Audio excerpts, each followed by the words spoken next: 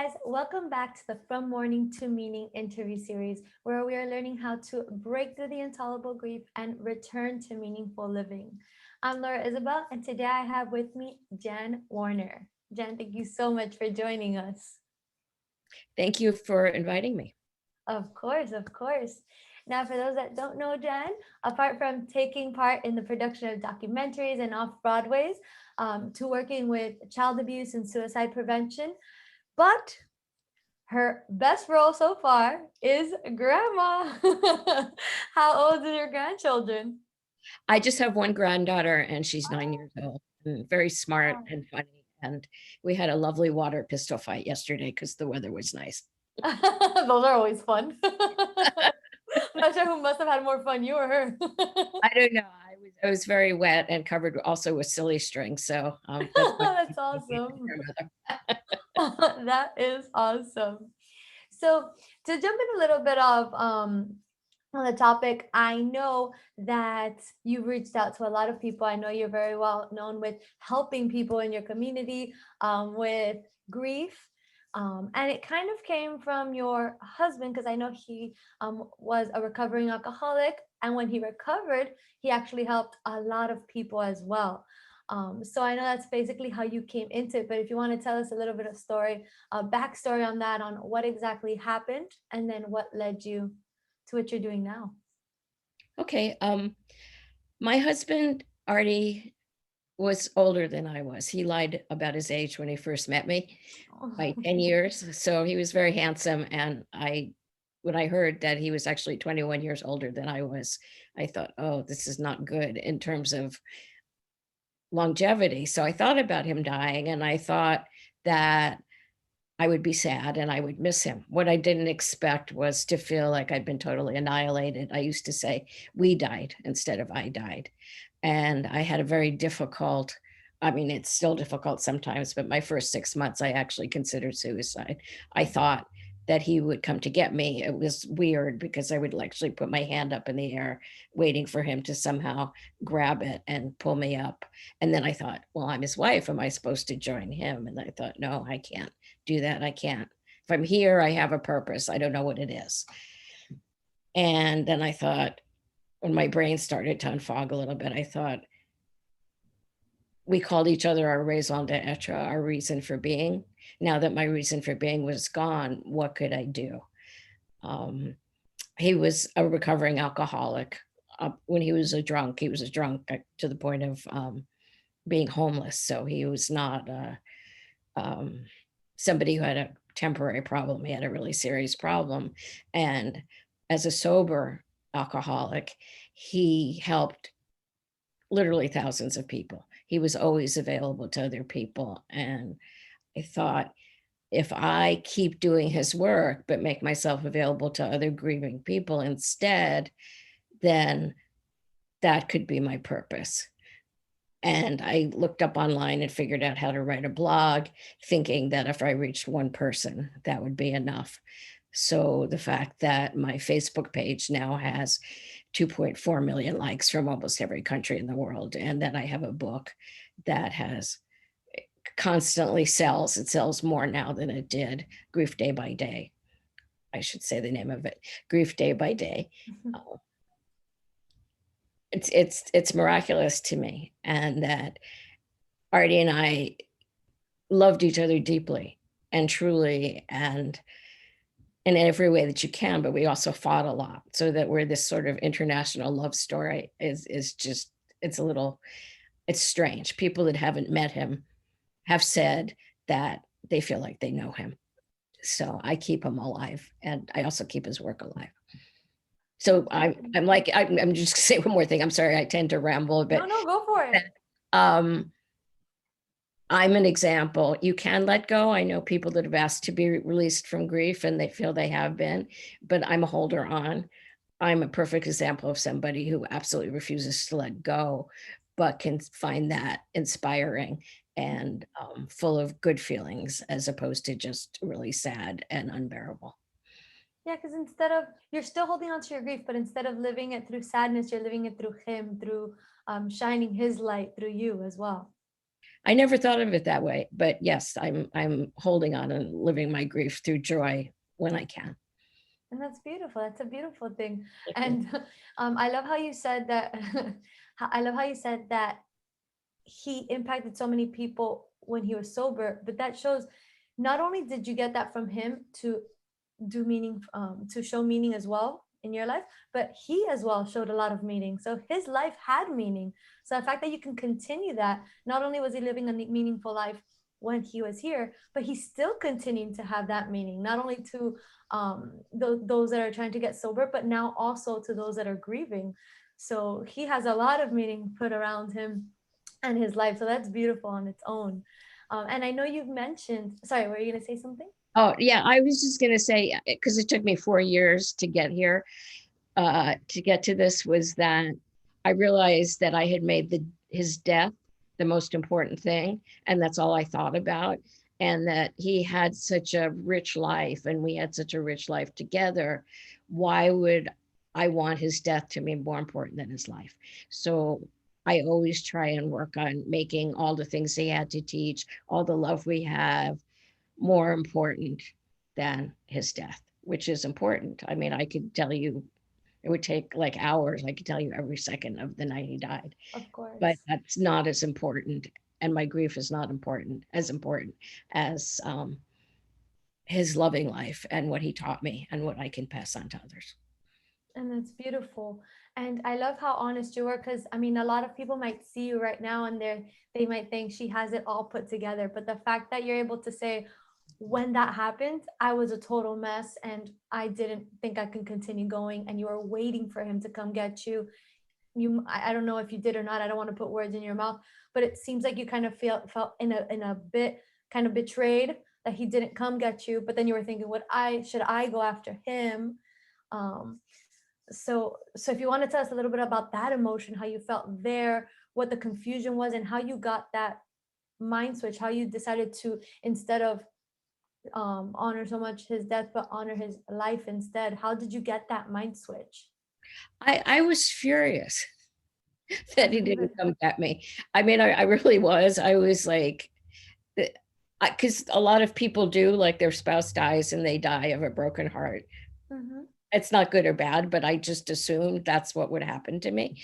But what I tell people is you can't see around corners. Had I actually died at that moment, I would have missed so much. Yeah. And other people would have missed so much. And I'm his storyteller. I forgot the question. What I wanted to say was, so this is it's good that I forgot the question, is it's still not perfect. A lot of people on Grief Speaks Out will say that it gets harder, not easier. I feel that I have a lot more tools to deal with grief, but there are times when I'll be watching something on television and it hits something, or I see something and I just start crying hysterically, or yeah. I'm in a bad place and I've just totally collapsed again. And it's like, I don't know if you have something in your house that keeps falling apart, but you don't want to let go of it. It's collapsed so many times, you can build it back faster than you could at the beginning. But for me, grief is an ongoing thing because I wake up every morning, he's still dead. That's what people don't understand. I had therapists that tried to fix a trauma in the past. And I keep explaining to them and everybody, no, grief is a trauma that happens every day. Every day you wake up and you realize that whether it's your husband or your wife or your child or your grandchild or your parents or your sister or brother or best friend, I'm leaving out a whole bunch of people, every day for the rest of your life, you have to deal with the fact that you're going to miss them and you can't talk to them and you can't see them. So it's like, how do I do that? How do I build around that? And I want him to be proud of me still, you know. If there is, I don't know if there's life after death or not, but if there is, I want him to go, hey, I have a letter from him where he said, I'm really proud of you because I watch you falling down and getting up and trying again. So I keep that letter because that's what I want to still keep doing. So yeah, no, this morning has been a lot of like, okay, let me look like a person, let me sound like a person, let me function. And hopefully I am. You are.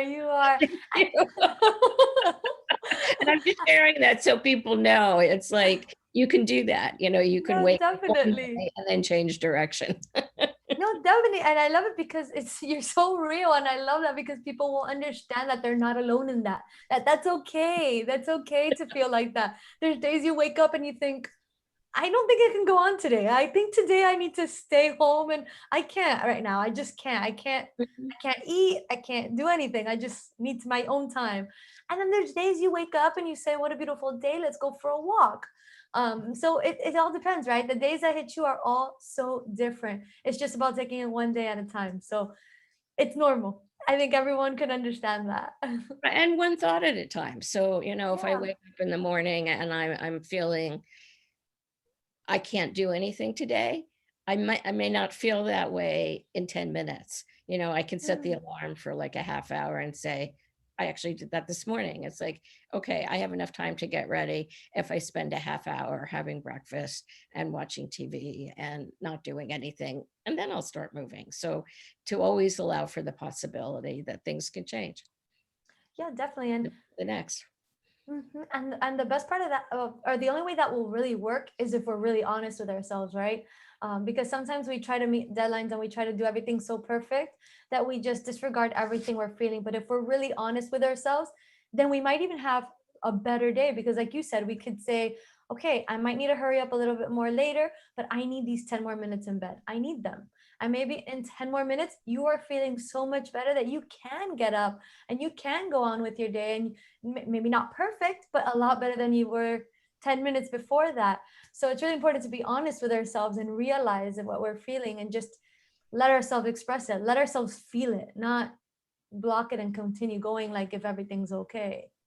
Right. And I also, my two things at the beginning, even before I was saying them, one of them is showing up, and I still do that, is like I make plans.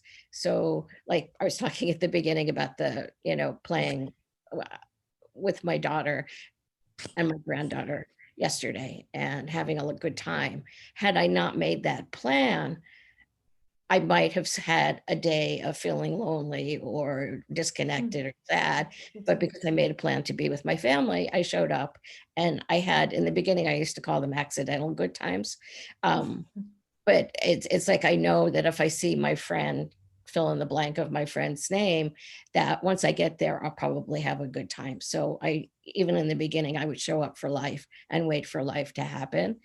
And then the second thing, which I'm just going to stick in here because they go together for me, is helping other people. So even at the beginning, when I would stay in bed, I could turn on Facebook and find somebody who's struggling and post something encouraging to them. And there are people that I'm still in contact with 7, 8 years later that I did that. So if I'm helping somebody else, I'm thinking of their problems. I'm not thinking of my problems. I'm not the only person in the world that has problems, obviously. I hope I'm not. I mean, that would be nice, actually. All right, everybody, your problems are gone. If only we can make it that easy. Everyone's problem is done. If I had that power, I would do it, but I don't. I'm sorry. So then so I hear you when you say you do have to plan, because a lot of times we don't want to, we kind of hold ourselves back and we might feel worse, right? Because we feel isolated and all that. So when do you feel it's a good, I mean, you might not know the answer to this, but when do you feel it's a good time to plan, or a good time to say, I need my own time? Like, how do you determine that on your own? Like, how do you determine that in your life? Right now, I need more time, or right now, I'm going to stick to the plan because I know it's what I need. At the beginning, I had what I called the chore of the day. So at the end of each day, I could feel like I did something. And I was only allowed to stay in the house one day in a row. This was obviously before the pandemic. So even if I only went out for 5 minutes because I felt like being out was oppressive, I had done that. Even if I only paid one bill, I had done something. Now I make plans and I make more of them, but I always leave resting times so that if I'm going out, like say 4 days in a row, on the 5th day, I'll be busy with me. So that, because I look forward to my alone time. Some people are very, very social. Some people like me, like our alone time. And so sometimes I get into that thing of, well, I don't want to be alone, but I don't want to be with anybody. And what does that mean? Or I only want to be with my husband and he's dead. So what do I do with that? So it's more of a feeling. And also, like, people ask me, even you did a little bit, what's normal? And I've decided it doesn't matter if anything's normal. Is it serving the kind of life I want to live? So during the pandemic, I had to learn how to isolate again, which was hard because I spent so much time learning how not to isolate. Yeah. And now I have to learn how to come back into the world. So I looked around for some things that would help me to do that and make that transition. So even though I still can't believe it, but I'm 70 now. So even though I'm 70, that doesn't mean I can't find new things to do and I can't find things.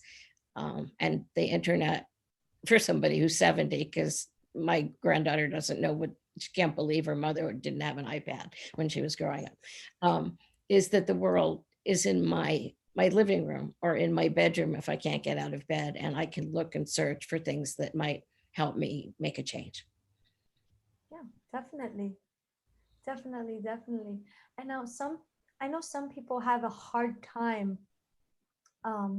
This goes back not to what you said, only what you said, but a little bit back before also. Some people have a hard time, kind of, they make grief their life. Like that's what that's what it is. They just grieve all day. They don't make plans. They don't. I know you said you don't want to get out of grief, but you have a life aside from grief. Grief is part of your life. Grief isn't your life. So some people are really stuck in there, but they don't want to get out of there. So how do you kind of see this? Like how, for example, some people don't want to get out of there because they feel the moment that they're not grieving, at any point that they're not grieving, they're forgetting, they're letting go, they're accepting the fact that they're gone, and they're kind of saying it's okay that they're gone. They don't want them now. So how do you feel about that?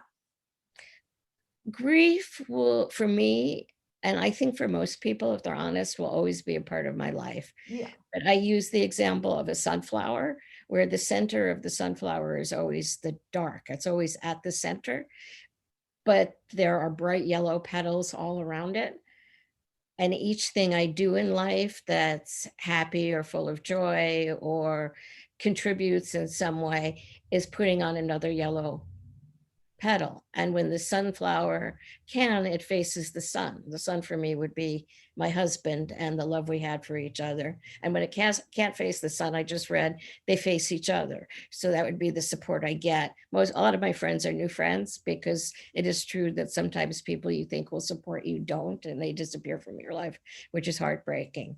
So you can't grieve wrong, but you can look at your life and say, there's a poet, Mary Oliver, that asks the question, what is it that you're going to do with your one wild and precious life? You can ask yourself, is this what I want to do with my life? I don't ever want to get out of bed, because I say that to myself sometimes. Why bother? That's grief's seductive kind of way of being a black hole. Why bother? You know, it's easy. Why not just stay in bed and cry and be sad and watch TV or play video games? And then life goes, whoa, wait a minute. You had this person you love. Say their name, get out there, make sure everybody knows who they are. Find out what you can do to honor them. Find out what you can do to honor yourself. What part do you want to play in the world? And then you go, oh my God, this is exhausting. I can't handle this.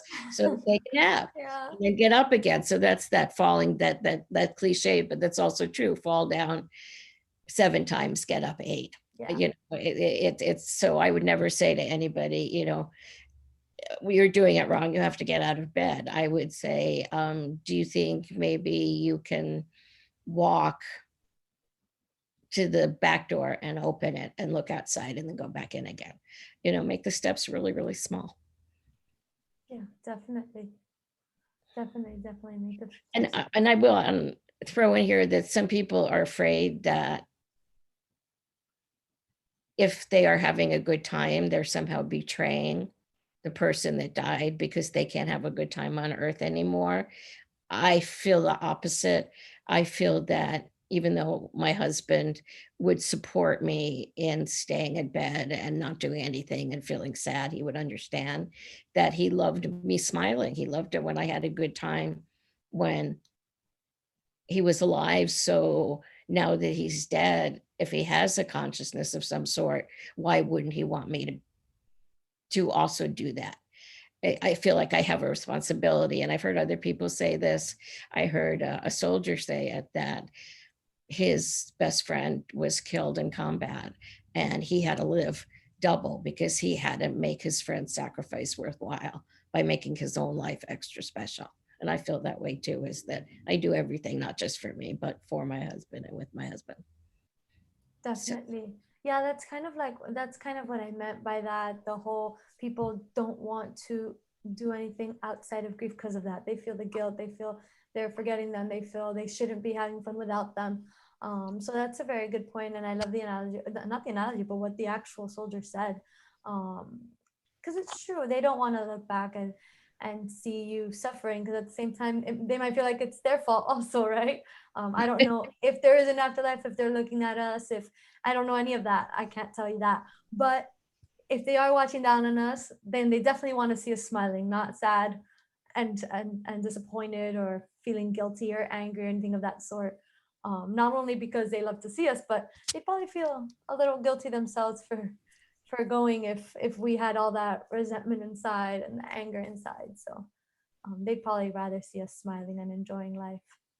And it's okay to have it all. I know that some people feel that they're somehow failing if they're not blissful all the time, or they're somehow failing if they're not sad all the time.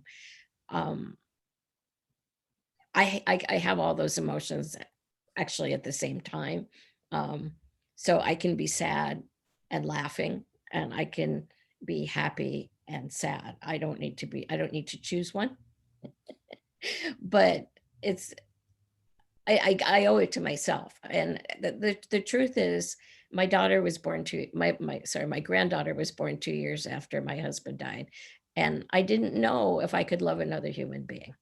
And the fact is I can, and we have a lot of fun together, and I would have missed that. So notice it too, because sometimes I was talking about somebody I had lunch with who said that her husband had died and she was sad all the time. But she was very funny and she laughed a lot. And at the end of lunch, I said, I hope you don't think I'm out of line, but you're actually very funny and you're not sad all the time, because you just made me laugh. You laughed. We had a great lunch. And she said, no, I'm sad all the time. So it's also okay to notice it, because you may have already made some of these changes and you just haven't noticed them. You know, you may have had some happy moments and you haven't noticed them, or you may have seen some really beautiful things and been touched in your heart by the beauty of them and you haven't noticed it. So pay attention to that part, as well as there's lots of ugly stuff to pay attention to, but there's a lot of beautiful stuff to pay attention to as well, which I'm sort of like the glass is not only half empty, it's poisoned. So when I say like that, they're really meaningful, because it's true. It's like you can have a dark side and also let a lot of light in. There's room for light everywhere. That kind of reminds me of, I don't know, where are you located right now? At the moment, I'm in Massachusetts, where my daughter and granddaughter live. And I also live in New York. New York City is my heart place, but I go back and forth. Awesome. So I grew up in Miami, and that kind of reminds me of Miami, what you're saying, because it's like one of those, it's a stormy day. What I mean by stormy is like it's raining, it's pouring, but the sun is completely out, right? Mhm. And it's like, you are saying, oh, what a stormy day, but it's such a happy day also. It's so bright. And that's kind of how emotions can be, right? You're kind of like having a good day, you're having good moments, but you're still sometimes feeling those bad moments as well, how they mix. Like So you're having a good time, but you're thinking of maybe your husband, or in my case, my father, wishing he was there. So you can still enjoy it, but there's some of that there. So sometimes it can happen together. Mhm. But we do got to realize also we are enjoying it. We're not just having those bad times. Those good times are there, because sometimes it's so easy to miss them. We're in the midst of everything, and all we think about is like the woman at lunch. I'm just sad all the time. I'm not happy. But she might have some happiness there, like you said. She's just not seeing it. She's not aware of it because she's so into her sadness, which is perfectly fine. But we should be able to see some of those good things so we can realize that life is still good sometimes. Well, it's like the moon. The moon is cyclical. So sometimes the moon is very bright. Sometimes you can only see part of it. Sometimes you can't see it at all, but the moon is still there. So you're still here. I'm still here. Life is still here, whether I can see it or not. And the moon also always has a dark side that nobody can see, or like what's brighter and hotter than the sun in our universe, in our solar system?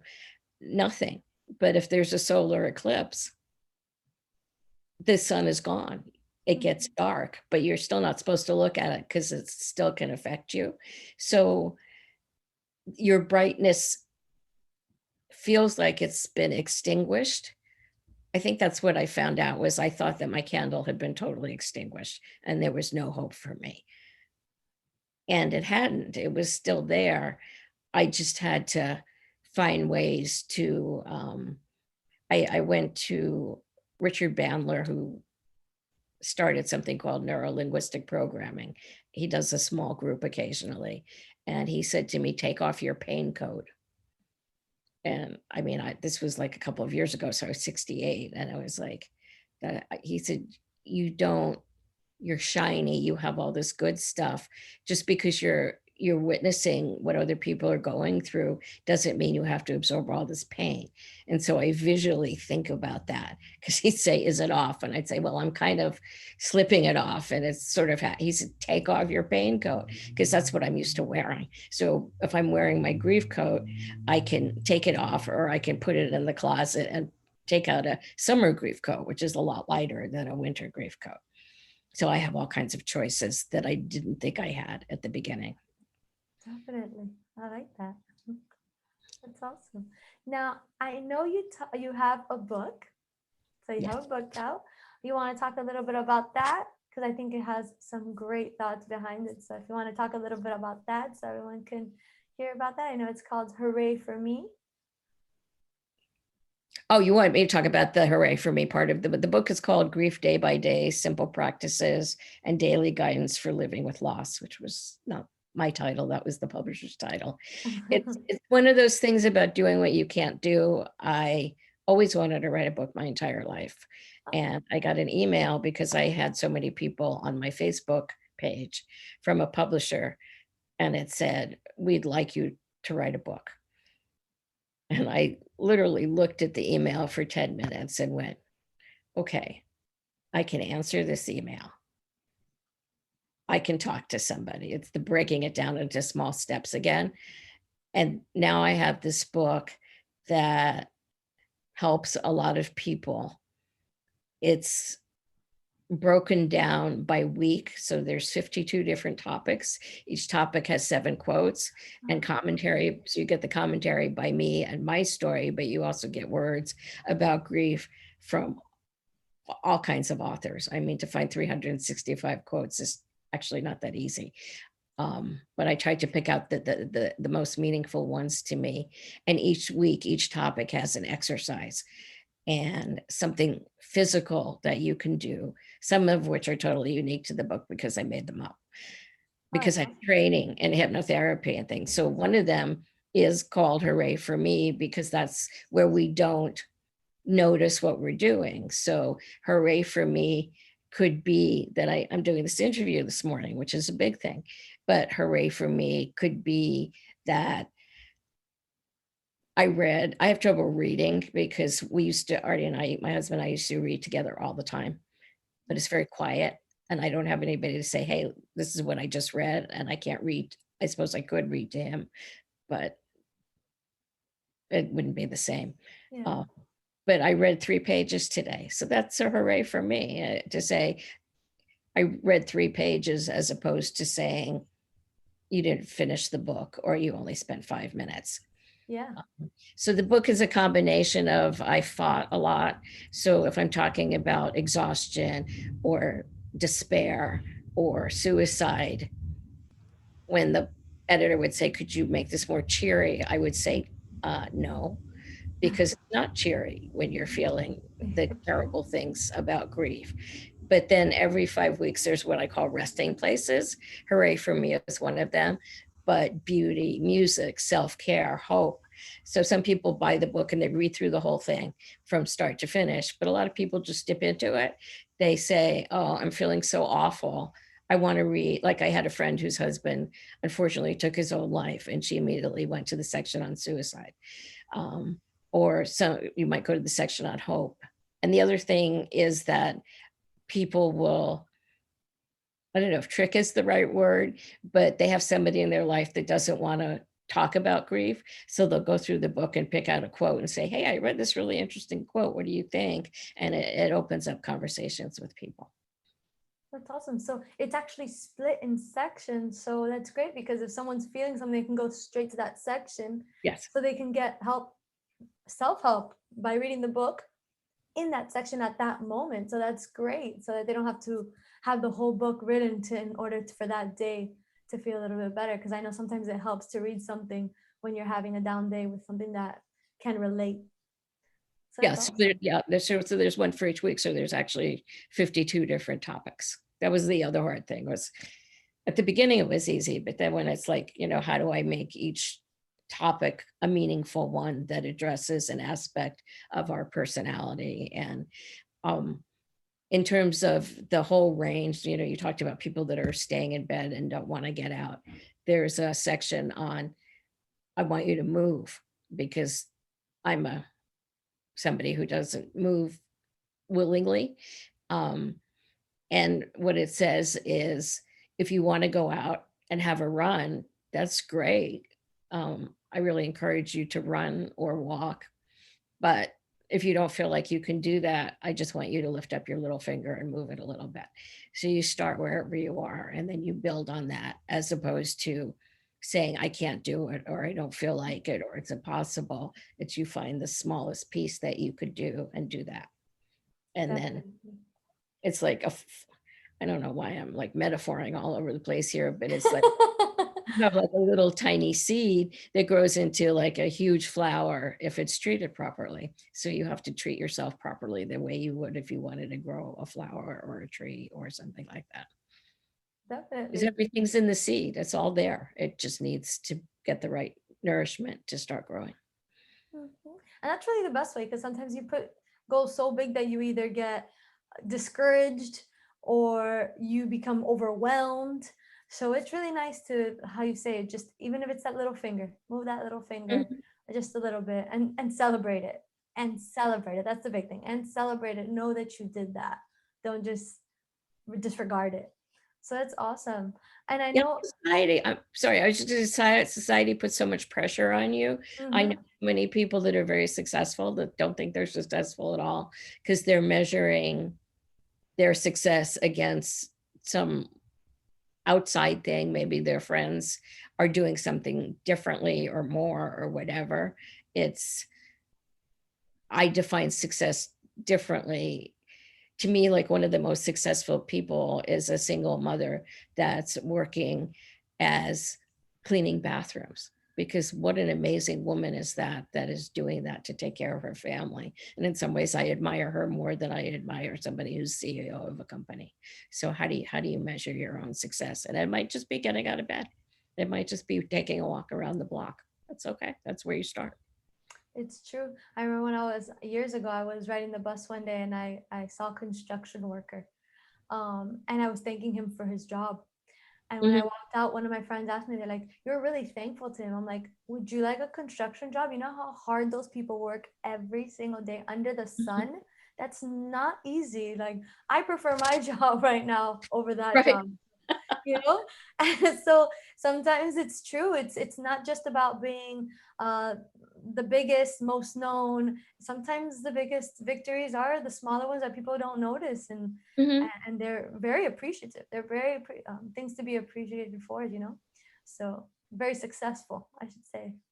And Um, it's, I mean, helping people can be, starting a foundation, it could be volunteering, but it could just be, if we're going back in stores now without masks. I'm saying that because I'm dating the interview, but I went into the pharmacy and nobody was wearing a mask, and I was like, whoa, what happened? Um, is to just say, your hair is really beautiful, or I like your earrings, or that's a nice shirt. People smile because you've noticed them and you're saying something nice. So opportunities to help people. And people have done that to me, it's like I'm walking down the street with, I think I look normal and I obviously scowling and somebody says something funny to me and it makes me laugh.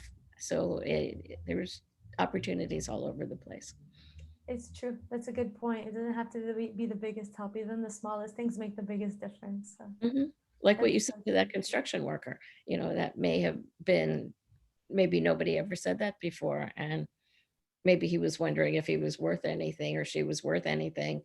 And because you said that, you don't know the effect that that could have. It could change the direction of somebody's day or even how they think about themselves.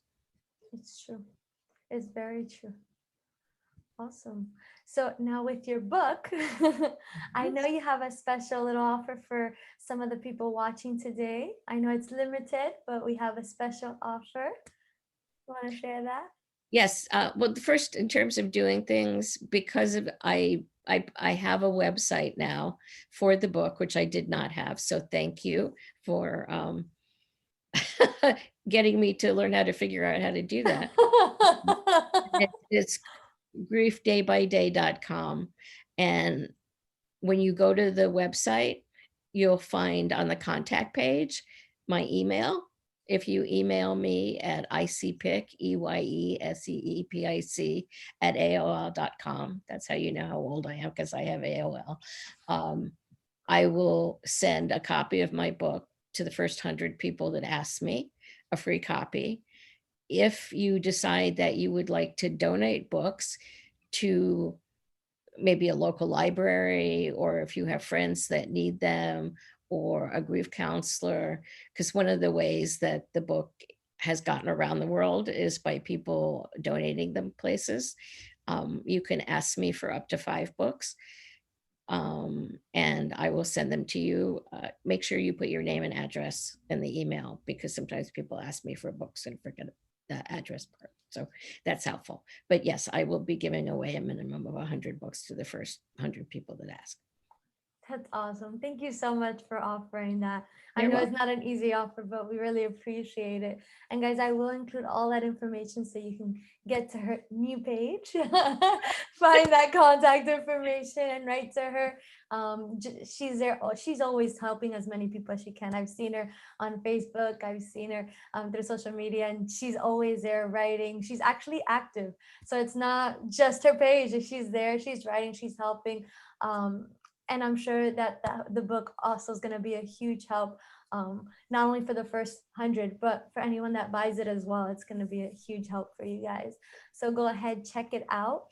And It Jan, is, thank it's been around for a while, so I should say yeah. it's available. If you don't, it's available on Amazon. If you have problems with Amazon, Barnes and Noble, your library might have a copy, but you can always ask them. I had a friend that was going to donate a copy to the library. When the librarian looked it up and saw all the reviews on Amazon, they bought 5 copies. And if for any reason you can't get a copy anywhere, please feel free also to email me and ask me about that, because the books are to help people. And Facebook page, Grief Speaks Out, I do 7 posts a day. So there's always, I think that's one of the reasons I have so many followers. There's always something for somebody. And I've been doing it for like 7 years. So if you scroll down, you could scroll down for quite a while and catch the ones that I've repeated. So to be honest, sometimes, yes, I do repeat things I did in 2014. That's perfectly normal. Not everyone's gonna see every post, so if you need to repeat it, I'm sure it's gonna always help someone new. So Thank you. that's fine. I Just the feel like fact that you're cheating, active but on there. I'm sorry. I said I feel like it's cheating, but I don't know. I'm honest about it. So yeah, you're right. It does. There are people obviously that have never seen it before. So Yeah, definitely. No, but like I said, just the fact that you're active in there, always willing to help, that's so appreciative. Not just by me, but by everyone that goes in there. They really appreciate that, to have you there, to talk to you. And to be so honest, because sometimes I've seen you say, I don't know what to do. I remember there was one time where you asked anybody if they can help because you didn't know how to, what to tell them. So you asked if someone has gone through that situation. I Mhm. don't know exactly what the situation was. I don't remember right now. So you're super honest in there as well, just trying to help everyone and trying to get them the help, even if you can't help them yourself. So that's Well, awesome. every day on Grief Speaks Out on Facebook. Um, I'm sorry, I don't do Instagram and Twitter, but I do Facebook. I ask a question of the day. So a lot of questions come from people that are following the page Mhm. because people will have something happen to them.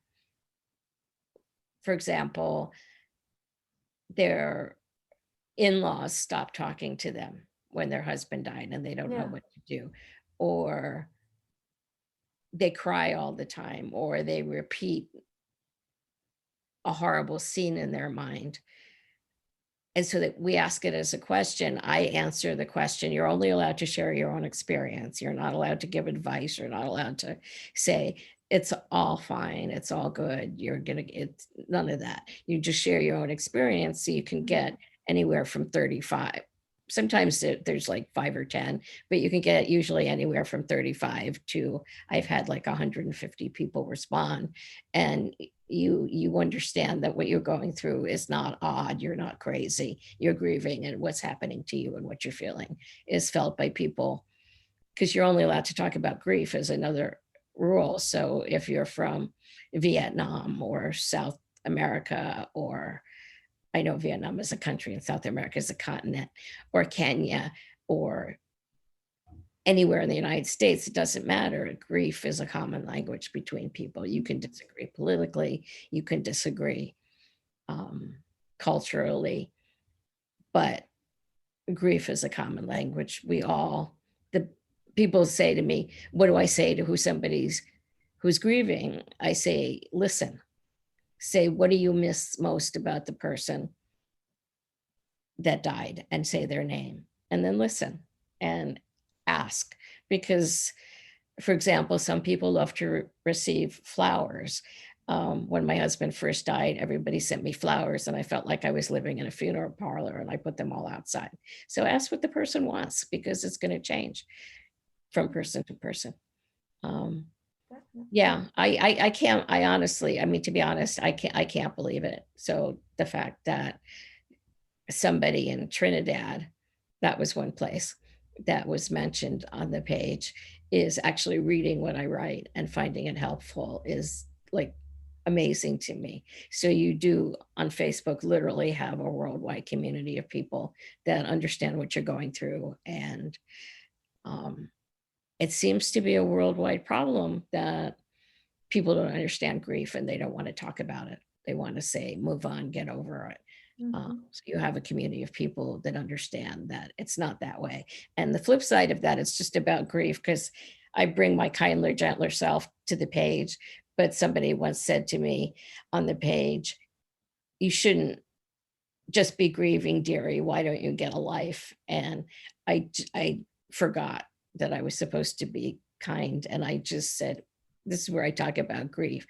This is what I've done. And I just gave her this huge list of my life, because that's actually where we started is, yes, I'm grieving. Yes, I miss my husband. Yes, I do this work. So I talk about it every day.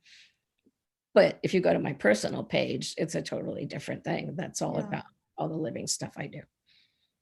Yeah, definitely. Now, if you would be able to tell just one, I know you can find probably thousands, especially talking to so many people every day.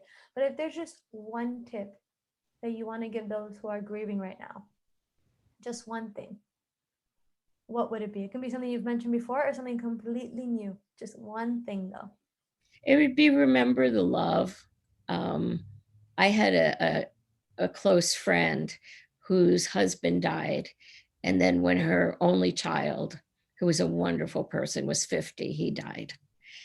And so when my husband died, she wrote me a letter and she said, I can't tell you what to do with the pain, but I can tell you that grief gentles down over time, and how lucky I feel, how grateful I feel to have love in my life, because so many people want to have love and they never do. So to just rest in the love, let your grief rest in the love. I even the comedian Betty White, who's like amazing. I went someplace in New York where she was speaking, and she was herself, for those of you who know her, just like funny and cute and pert. And we could ask questions. And I said, my husband just died about a year ago. Is there any advice you could give me? And she just completely changed, and she got very quiet and very serious, because her husband, Alan Ludden, died of cancer quite a long time ago. And she said, there's nothing I can really tell you, because it all comes back to you. The grief is there. You see a flower, you see something. But she said the same thing. It's what you remember is the love. There's so much comfort in having the blessing of loving. And I always make a point of saying, if you've had a miscarriage, sometimes people say, but you never even saw the baby, why do you care? You still had that love. You still have that love for the child that you didn't give birth to, that you had all the hopes and dreams for. So you not only lose the person, you lose the whole future that you plan to have with them. So honor the sadness, but make the love, if you can, over time, more important than the sadness. Actually, some people say at some point, thinking about the person you love, the hope is that you smile before you cry, because you had so much joy with them. That's beautiful. Thank you. That wasn't one word, sorry. No, it's one tip, don't worry. You got it. That's awesome. Thank you so much for sharing, and thank you so much for joining us. I know I'm not the only one that's super appreciative of you coming to speak. I know you're definitely going to make you're already making a difference in Facebook and with everyone you touch, and through here it's going to just keep expanding. So thank you so much for all the time and dedication that you put into this, and I really appreciate you joining the interview series. Thank you. I really appreciate your doing this series. Thank you for all the work that you do, and thank you for being I don't know, just lovely and smiling and laughing and present. It's been delightful to talk to you. Thank you. It's been delightful talking to you as well. Really. Okay, And thank you guys so much for watching. This is the From Morning to Meeting interview series, and we'll see you in the next interview. Bye, guys.